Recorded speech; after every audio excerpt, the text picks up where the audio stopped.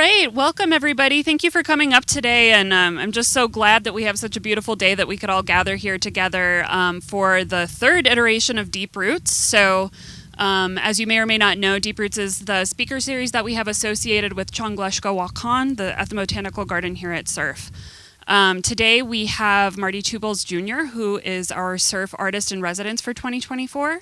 And he will be sharing a little bit about his experiences professionally, his artwork, and just a little bit of everything, I think. So I'm going to go ahead and we'll get started, and I'm going to pass it off to Marty. Thank you.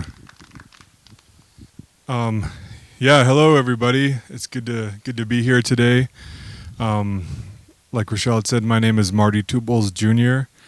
I live in Rapid City, South Dakota. I'm up here today with my wife and my daughters who are running around here. So I brought the family, and my mother-in-law is here with me today. It's good to see many of you. I've gotten to know through my time as the artist in residence here at SURF this year. So it's good to see you all, and I look forward to shaking hands and kind of catching up a little bit. I am an artist and educator based in Rapid City, South Dakota. I'm Ogallala Lakota. My family comes from Red Shirt Table on the Pine Ridge Indian Reservation. I grew up mostly in Rapid City. My dad was an artist and graphic designer, Marty Sr. He does a lot of editorial cartoons, and he's worked in newspapers for years. He was kind of my first art teacher. I guess that's what I'm going to talk a little bit about today, is sort of my experiences as an artist, as a Lakota artist living in this area, and then also share a little bit about my experience as the artist in residence at SURF. So my grandfather left Pine Ridge in the 50s after the Korean War. He went off to Korea and served in the Navy. He came back and, with the help of the GI Bill, went to school in Rapid City and moved his family into the south side of Rapid City in the Robbinsdale area, for anybody familiar with Rapid. So my dad grew up in Rapid City and went to high school, went off to college in Denver, came home and raised a family there. So I'm kind of a second generation Rapid City in my family. That's kind of my relationship to that area. I come from a family of artists. The Two Bulls family has a lot of different kinds of artists within that family group, or oftentimes we call it a tioshbae, which means it's kind of a structure, a family structure that we have that's not necessarily like just immediate family members, but like a kind of almost, I guess a way to compare that, some tribes have like clans or structures like that, but we have a tioshbae system. So within my Two Bulls tioshbae, there are a lot of artists, painters, sculptors, people who do beadwork, quill work, musicians, poets. There's a really a strong art tradition within my family that goes back several generations. My aunts and uncles are artists. My grandparents, their generation, there were a lot of artists. My uncle Eddie Two Bulls is a well-known painter in the area. So I grew up enmeshed in art, surrounded by art. It was a big part of my upbringing. It wasn't something that I was ever forced into, but it was definitely encouraged. I grew up being able to work in my father's studio. I was his assistant when I was a little guy, and I would clean his paintbrushes and help him when he would do large works. He did a lot of sign painting and murals when I was a kid, so we'd go out and I'd be fetching stuff and cleaning brushes and all that kind of assistant work. So I was always making art. I eventually, in college, decided to go to art school. That's kind of where my more, formal training started. I went to school at the Institute of American Indian Arts in Santa Fe, New Mexico. which is a tribal college down in New Mexico. Yeah, it's been around for a while. I'm sure some of you are familiar with it. There I studied printmaking and ceramics. So when I got down to Santa Fe, I'd had a lot of experience with my dad painting and drawing and sculpting in wood and stone. So when I got to college, I was really drawn towards mediums that I hadn't had experience with.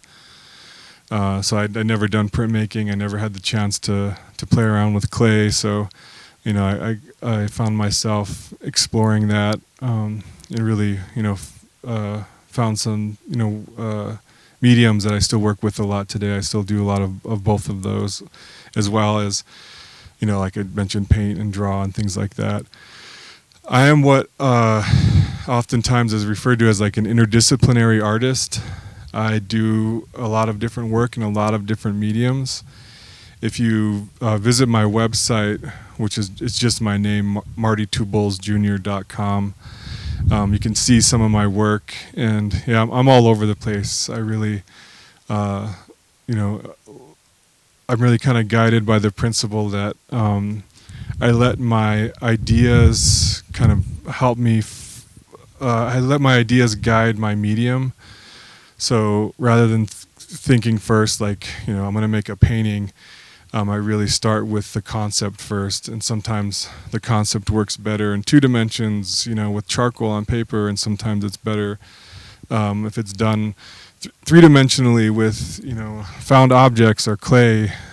So my work, between bodies of work, you might see kind of dramatic jumps in the types of things that I do.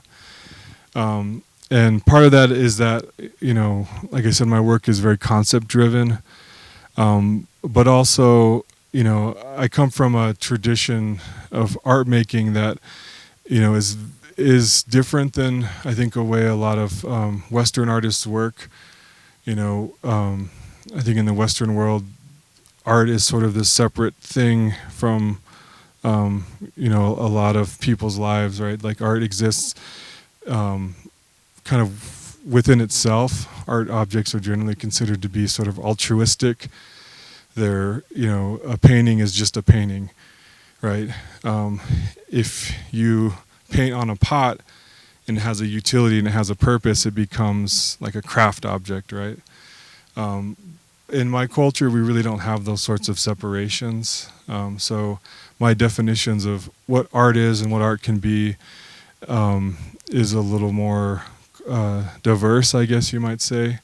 I really shy away from those sorts of separations like craft, talking about craft compared to fine art. I don't have those same biases that I think exist in a lot of the art world. So down in Santa Fe, I studied printmaking and ceramics. Santa Fe is the 3rd largest art market in the United States after New York and Los Angeles. It has a big art scene for folks that haven't been there.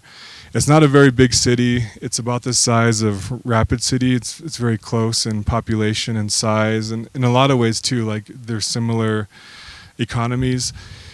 Tourism's a big driver in Santa Fe. Art's a big driver, and a lot of people like to visit to learn and see the indigenous cultures in that area. So it's similar in a lot of ways to Rapid City where I grew up, but it's also different. There's a kind of a different, kind of more of a higher end tourism market there, with like galleries, like I was saying, and like the hotels and fine dining are a little more kind of higher end than what we have in Rapid City. So it was an interesting experience. I'd never been to Santa Fe before I started going to school down there, and I'd never seen an art market like that, especially an indigenous art market where, you have people selling artwork for tens of thousands of dollars and people coming from all over the world to collect that artwork. So I learned a lot while I was down there, both practically as an artist and, art making processes, but also as a, just socially, I guess, like seeing the gallery markets there. during college and after college, as like sort of my day job, I worked in commercial art galleries there, and particularly contemporary art galleries. So that was sort of a whole separate education for me. I was working with artists from all over the world, with galleries from all over the country, really getting to see what that kind of high-end commercial art scene was like, and it was a lot of fun. I had a lot of fun meeting other artists, getting influenced by those artists and their work. I did that for about 10 years, and yeah, it was a lot of fun. Made a lot of good connections, folks that I still keep in touch with today out here in South Dakota. But at a certain point, I started to kind of struggle with that work. I think I hit a wall where I really kind of realized it was just high-end retail, and I needed something else. I needed to do something else for my day work. And it was around this time, it was like 2017, my wife and I had our first daughter, Maisie, and I was getting disillusioned with that commercial gallery scene, and I was contacted by my tribal college here in Pine Ridge in South Dakota, the Ogallala Lakota College, and they needed an art teacher, and I needed a new job, or I needed a new career path. So I took them up on their offer, and my wife, every once in a while this stuff kind of happens in my life where everything sort of like lines up. The stars kind of align and things fall into place. And when I had that job offer, my wife also had a job offer with a nonprofit in Rapid City, the Seventh Circuit Court CASA, which is a child advocacy nonprofit in Rapid City. And she had gotten an offer to be the executive director. So we both had these like jobs lined up, and it was an opportunity for me to come home. I hadn't been back in like 10 years. We just had our first daughter, and I really wanted her to grow up in her tribal community around her Lakota culture and relatives, and it really felt like an important thing to do. So we made the decision to come back, and we moved back in 2017. And yeah, I've been back ever since. It's been really, really great being home, having my daughters here, having them grow up with their relatives and steeped within their culture. I started a graphic design program at Ogallala Lakota College. I've always done graphic design. My dad was a graphic designer. When I was in art school, had a visiting artist come through. He was an older, established artist who'd really had built a prominent career, and he had come to our school to talk to us. This is back in my undergrad, and we had our critique, and it was a good critique and a good conversation, and he gave me some advice that really stuck with me. And his advice was, he's like, hey, you got some great work. You're doing really, really good work. But he's like, his advice was to learn drywall. And it wasn't a judgment on what I was doing. It was from his life experience. What he had explained to me was that, as an artist, the way art sales works, it's sort of like it waxes and wanes. It's like a little bit like a roller coaster.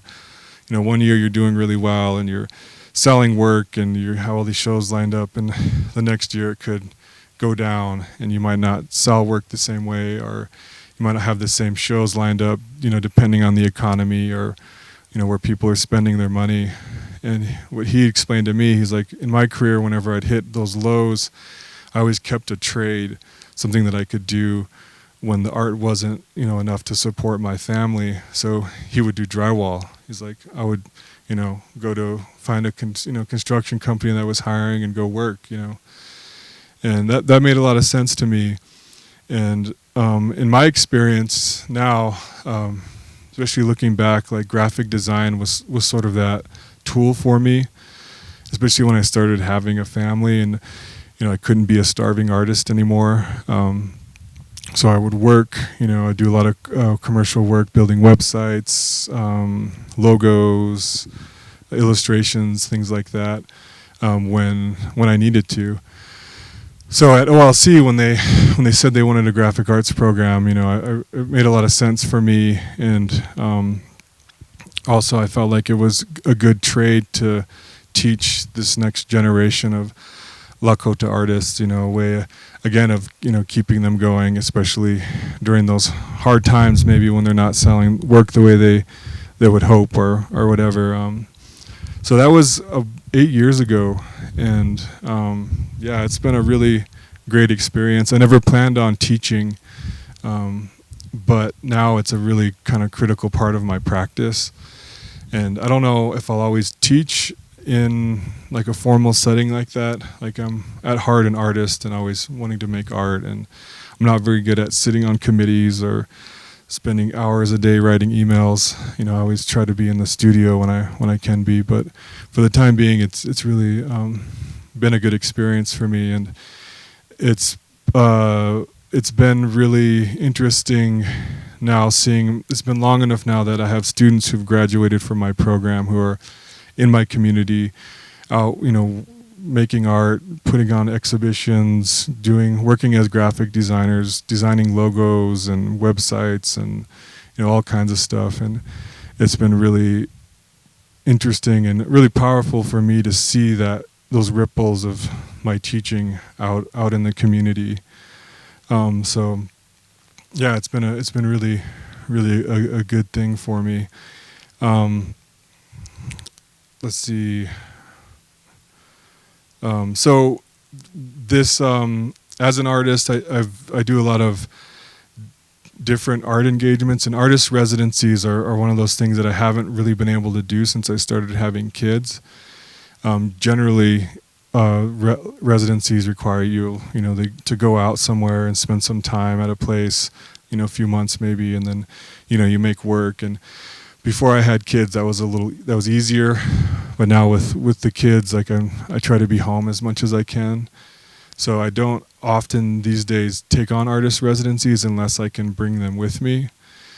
So when I saw the surf artist residency, the call for submissions, I was really excited because it was nearby, it was close to home, but also it allowed me an opportunity to come up here and kind of learn more about what was going on.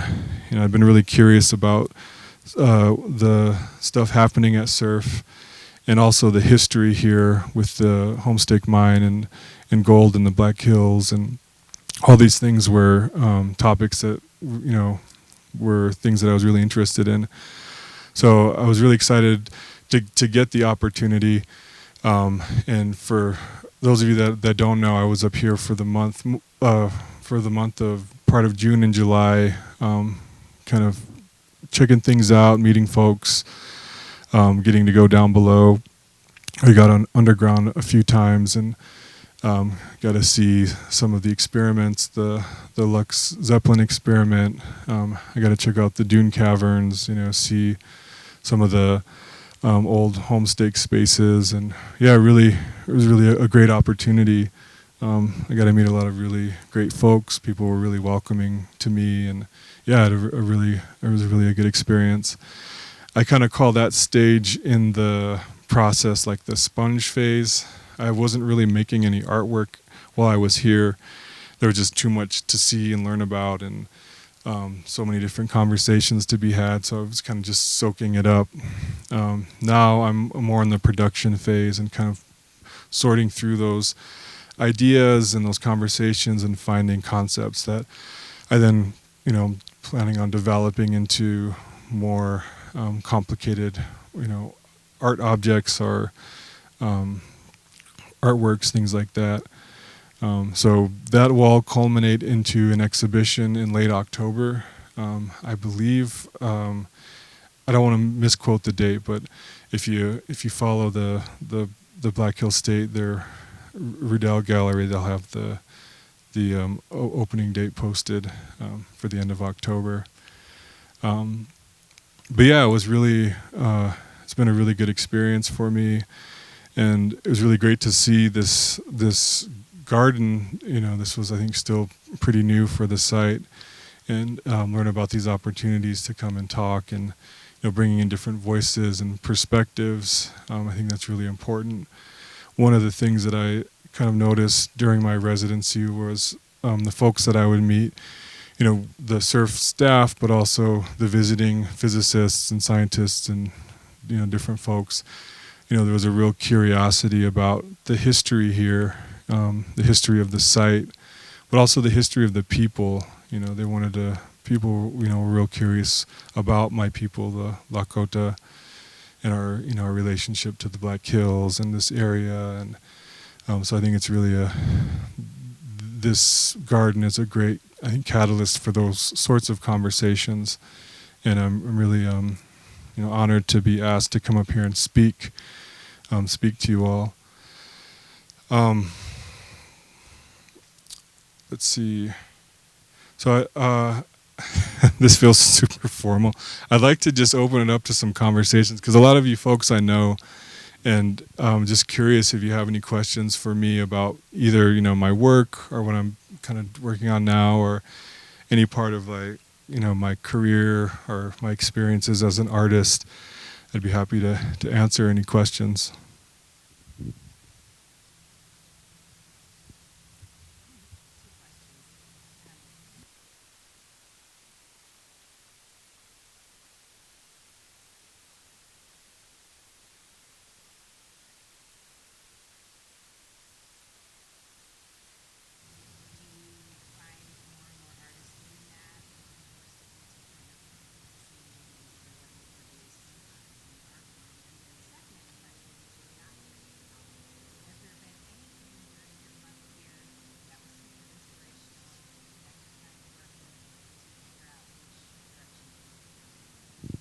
Yeah, and I'm going to repeat your question for the camera.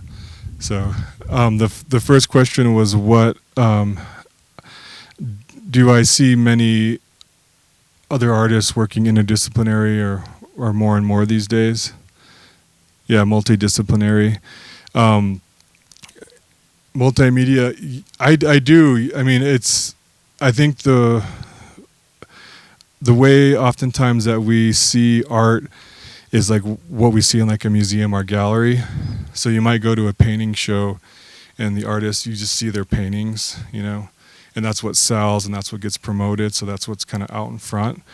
But all of the artists, I guess not all, but the artists that I know, and especially the ones that have mentored me or have had an impact on me, they always have a more complicated practice kind of behind the scenes.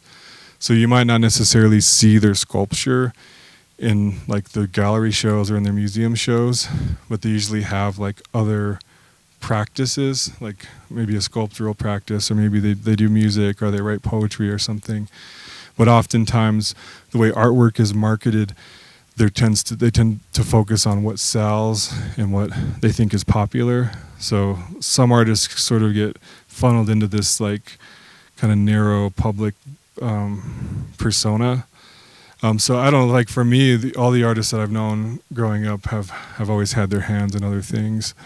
And I think the thing that I try to focus on, and as an educator, this is the thing that I tell young artists, is like, just be creative. Like, identify as a creative person first, and don't worry about being a master yet, or or identifying too heavily with your medium, because it starts to close off doors and opportunities for creativity. So I'm definitely an active student. Like, I'm always excited to learn new things and new technology and new processes. And I found, by keeping an open mind, like, for instance, like with ceramics, I never knew I'd like working with ceramics as much as I did. I was a stone sculptor and a painter. Those were my mediums. And, opening myself up to clay really, inspired a whole set of different bodies of artwork. So yeah, I think a lot of that is just, unfortunately, how artwork tends to be marketed, especially on a larger scale. And what was the second question again?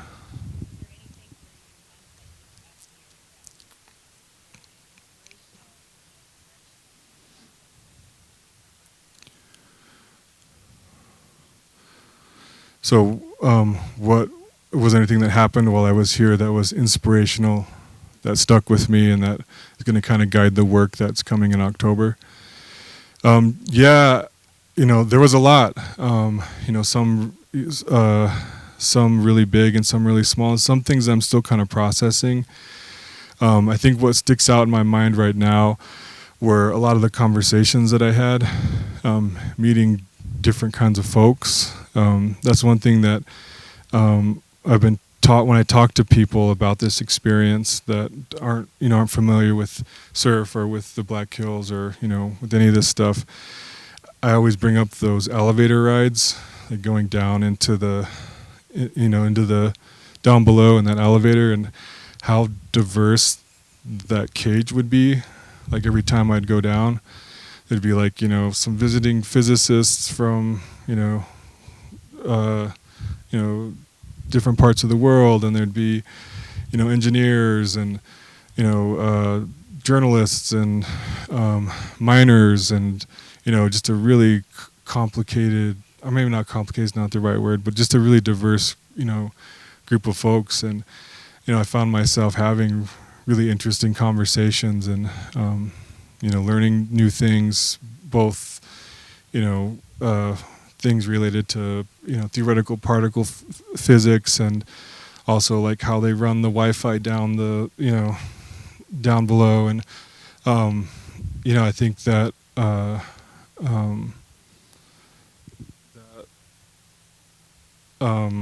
trying to find the right word, confluence of minds was really inspiring. Seeing what these folks were coming up with and dreaming about and creating was really inspirational. I think that kind of goes back to my philosophy around making artwork is, being open to new ideas or new thoughts, and finding kind of creative ways to solve problems. And that seems like what a lot of that research and the work is like, is very similar. There's one conversation I had with a visiting physicist from Chile. We were visiting, and we were asking questions about each other's, what we do and things like that. And he'd made a comment about how he always felt like artists were similar to physicists. And the way he put it was like, he's like, this is all I can do. Like, I'm gonna do this, even if I don't make money, or even if I don't get famous. Like, this is it's like a calling, And it's very true. The same thing's true for artists, and it's true for me. Like, this is all I can do. Is like, this is where my thoughts, my energy, where I spend my time. Like, hopefully, whether I make money or not, I'm always going to be making art, and it's definitely more of a calling than necessarily like a vocation or just a job.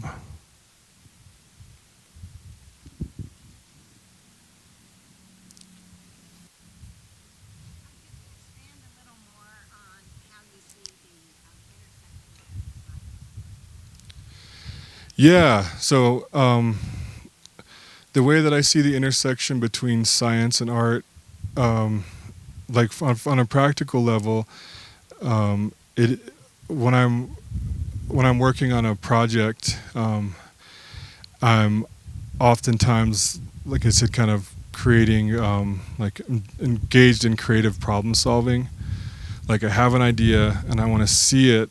It doesn't exist yet, and I got to figure out how to take that idea out of my head and make a physical, oftentimes a physical product or object.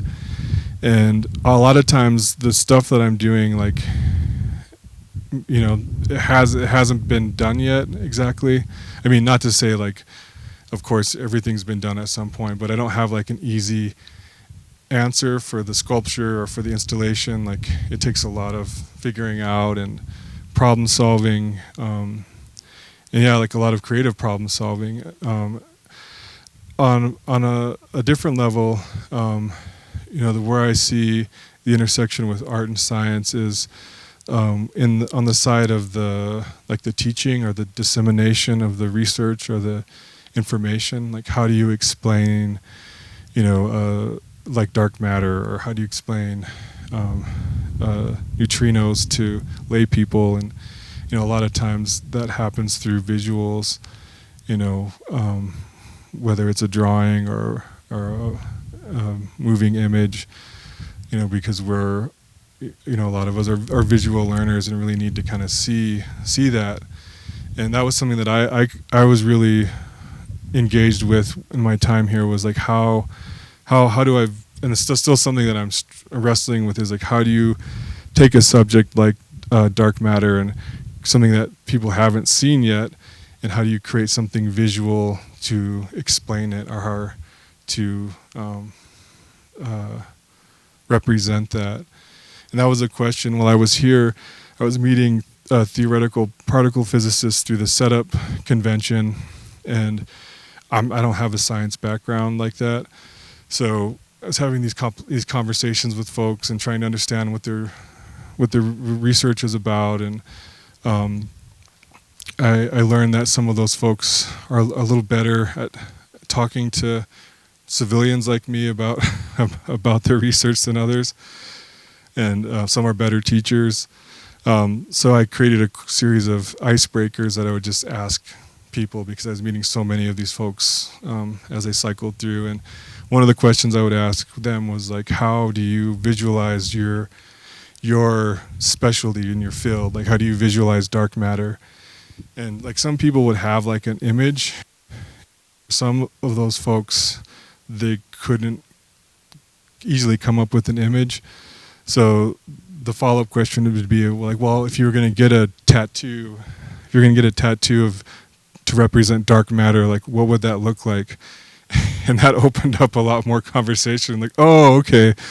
Like for some of the folks, it was like a representation of like the chi symbol, because I guess it's what they use in their equations. For others, it was like some of the data readouts that they study. It was really an interesting kind of diverse answers that I got. But I think it's critical when you're trying to explain things to people, like finding a way, because many of us are very visual, and it's an important part, I think, of the learning is kind of, I guess, the art or the visuals of that.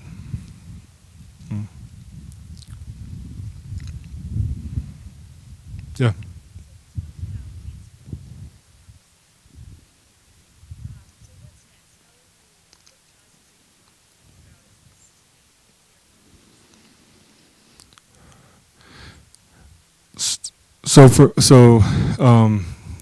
The question was, what's the process like for me now that I'm moving into the production phase? I'm a very visual person, so I'm drawing a lot right now, and drawing and taking my notes from my in-person part of the experience, kind of moving ideas around, and really still trying to figure out what concepts that I'm gonna develop further. So I'm still very much in like the drawing stage, and whether that'll be a sculpture or a 2D image, 3D image, or a moving image, like it's still very much like the drawing phase for me. It's just how I organize my thoughts. I've never been able to work like linear. Like I always struggled with like ruled paper. Like I always needed like to just jump around, and even if I was working like with mathematics or something, I need the ability to draw.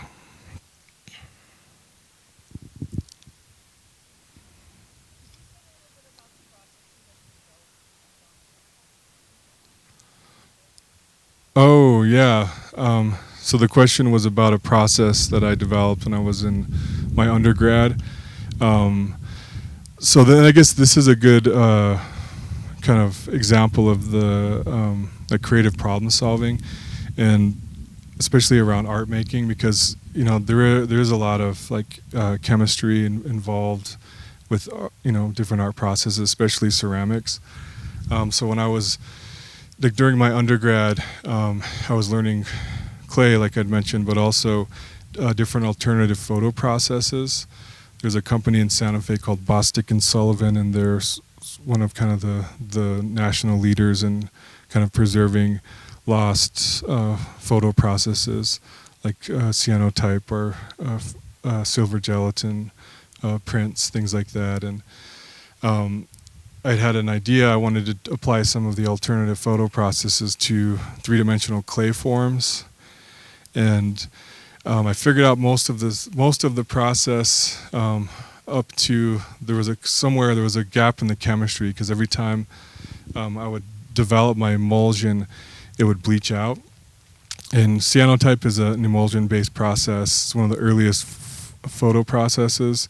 You coat a sheet of paper in the chemical in the emulsion, and you use a negative, and you expose that emulsion with the negative to UV light, and wherever the UV light touches, the emulsion will essentially harden and stick to the paper. And when you develop and wash it out, anything that wasn't exposed to UV light will wash away. And when I was working with the clay, doing this on the clay, I wasn't able to get it to stick. Something was going on, and I had to consult a friend who was a chemist, and we looked at the clay body, and we realized that the composition of the clay body had high amounts of this material that was interacting with the cyanotype. So it was like this. It turned into this long chemistry experiment where I had to figure out how to stop the chemical reaction that was happening with the cyanotype, and it took a long time to figure out, and I had to learn way more about the clay body than I expected. But yeah, eventually kind of figured that out through collaboration with chemists.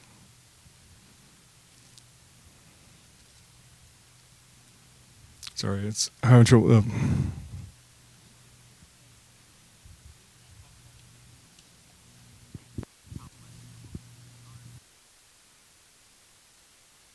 Yeah, so the question was asking me to elaborate on the differences between the way my culture engages with art and sort of Western ideas. So for my people, we're a nomadic people. My people moved around. We followed the great buffalo herds.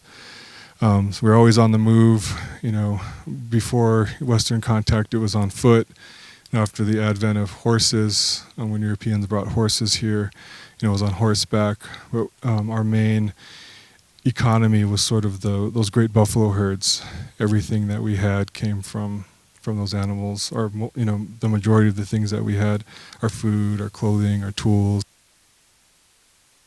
So for my people, when you just think about when you go camping, right?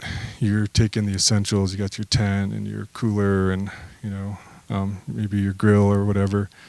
You're not often thinking about taking like a painting with you or a sculpture. So we traveled really light, and we didn't have anything with us that didn't have a purpose. Everything had some sort of tool, some sort of use, some sort of utility.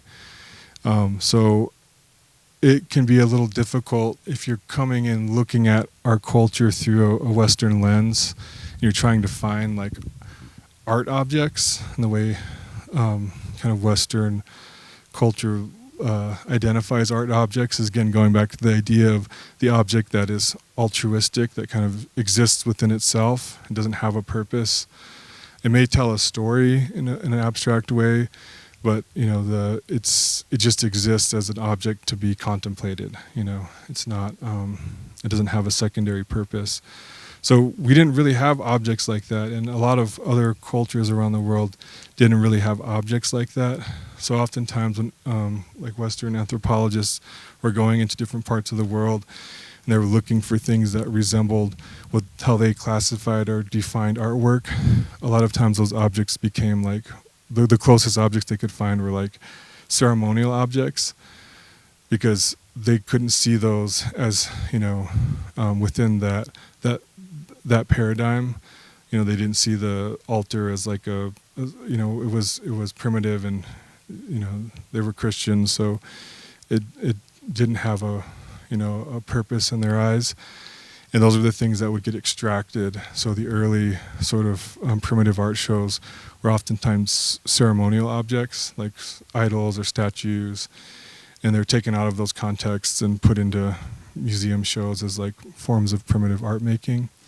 And I bring that up because it also has implications like in my community. So a lot of the objects that kind of got classified as art objects that are in museums in different parts of the world were ceremonial objects. So like our altars, our like our pipes, our those kinds of things that didn't necessarily have, if you don't believe the way that the people did, if you don't believe in their spirituality, like it just doesn't have a purpose, so kind of going back to that idea of not carrying things that didn't have a use or a utility. Or art was through adornment. So if you look at like tools or clothes or even teepees or shelters, things like that, they were highly adorned. There's a lot of care and attention put into the imagery and the markings, especially like in the quill work and the beadwork and things like that. So they really had this sort of idea of kind of living with the art, or living kind of within this sort of beauty, I guess you might say, rather than kind of being separate from it. And I say this, and I not necessarily to be critical. It's just an observation, because I come from both sides of that coin. I come from, I was raised within my community, within our spiritual practices, but also I went to art school, and I show in museums and galleries and engage in that world. And it's been a little bit of a struggle for me over the years to kind of figure out like who my audience is, or who I want my audience to be, because the more successful I am, the further my work goes from my tribal community, because we don't have the kind of galleries and museums here that they do in cities and different parts of the country. So it's been, for me, the last 8 years, especially since I've been home, is kind of figuring out how to make things that my community can have and that can belong to them, if that makes sense. I make a sculpture. As an artist, you make objects, and the idea is you grow the price and you grow the prominence. So eventually you have work in major museums or galleries that sell for tens of thousands of dollars, right? But that trajectory isolates a lot of normal people, not just my community, but most communities, right? Most of us aren't spending tens of thousands of dollars on art objects. So yeah, that's something I've been engaging a lot with in my own practice, and figuring out ways to like make artwork that my community can have. And some of that has been like real practical, like just keeping my prices low on certain things. And the other part of that has been like public artworks. So creating objects that are meant to, exist for a long time, but are in public spaces. So sculptures and murals and things like that. I don't know if that was helpful or not. Yeah. Any other questions? Yep.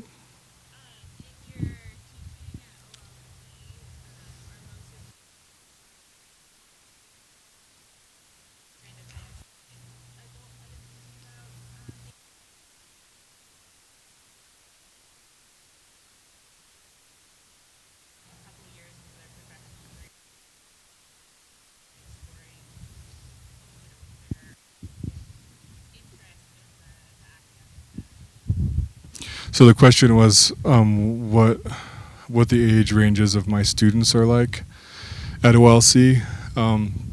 So they're predominantly like traditional students, younger, out of high school. I do have a few non-traditional students here and there, Some folks that were are a little older. The program that I teach is a graphic design program. We do have a strong art foundation, so like drawing and painting and color theory, but it's sort of leading towards like the computer, like digital art making. So it does attract a lot of young people, and also older artists who just never learned like Adobe Illustrator or Photoshop and want to, find those skills and learn those programs. But yeah, it's really a really diverse group. Ogallala Lakota College, for those of you that might not be familiar with it, it's a decentralized campus. So we have 11 college centers spread throughout the Pine Ridge Indian Reservation, but also Rapid City, and we have one satellite campus in Eagle Butte. So we serve a population that's very rural and very spread out. And those communities are really diverse. My family is from Retchert Table, which is sort of north central in Pine Ridge, and it's really different from like they're similar, but it's also very different in other ways. And like communities like Wombly, which is also in Pine Ridge, but on the different side of the reservation. And from Pine Ridge Village, from Porcupine, there's all these communities there's a lot of space in between. And although we're Lakota and we're Ogallala and we have a lot of similarities, there's a lot of differences. And that's something that I've kind of been learning too as I've been teaching over the years, and kind of getting to know families from those communities better. So yeah, I've been really surprised. The internet too has been a big change for those communities. I'm what they call an elder millennial. I grew up with the internet, but this wasn't the internet we have today, right? The kids today with the internet, I had one student who found Korean pop music or K-pop, and she just became obsessed with it, and through the internet, learned a bunch about the music and made friends on message boards, and she saved up money and went on a trip to Korea to meet her online friends, and just things that I never would have dreamed of as a young person in the area, a young Lakota artist in the area. And it's been really cool to see how different, I think, especially with the internet, this generation of young folks, the way that they engage with the world, has been really cool.